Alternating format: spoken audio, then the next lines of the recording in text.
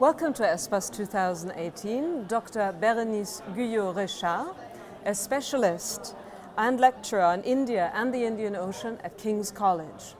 So Berenice, in your latest think piece in the conference brochure, you focus on the decade to 2030, and you say that it may represent our last chance to act decisively against climate and environmental change.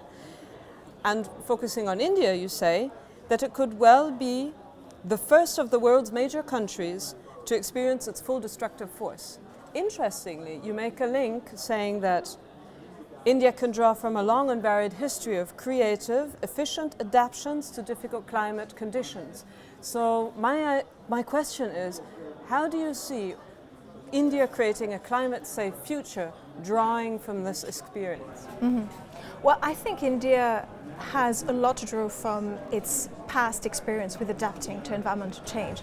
It's a country that has built itself on its capacity to adapt to rapid environmental change that have always been particularly strong in the Indian subcontinent. It's on track to becoming one of, the world's biggest country, and it's always been one of the world's centers of populations, and that's despite the fact that you have vast areas of India that are semi-arid, if not arid.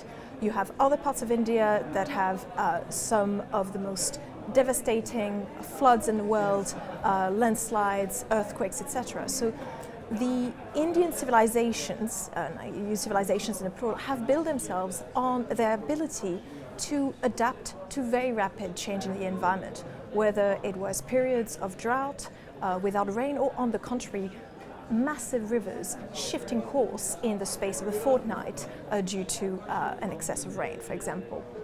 So you will see, for example, if you go to India, that you have adaptations in the ability to draw water from the ground, deep wells being dug, or on the contrary, in some of the most, the hottest environments on Earth, you will see that you see palaces where, although it's 45 degrees outside, there's a system of very small vents all around the palace that create a circulation of air. That means that even though it's 45 degrees outside, you are perfectly fine inside.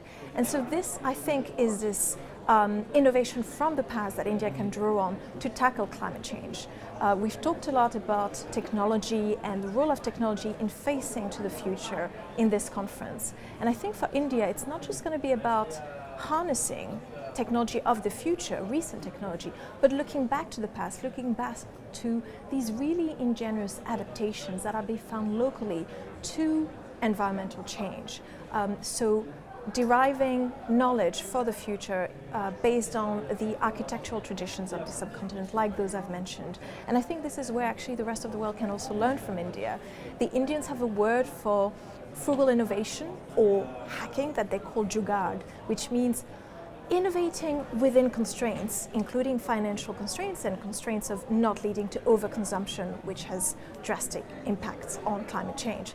So this is something that India can draw on, looking at its past knowledge, and that it can use for its own sake, and that it can share actually with other countries as well, including the EU. Thank you very much, Berenice. Thank you.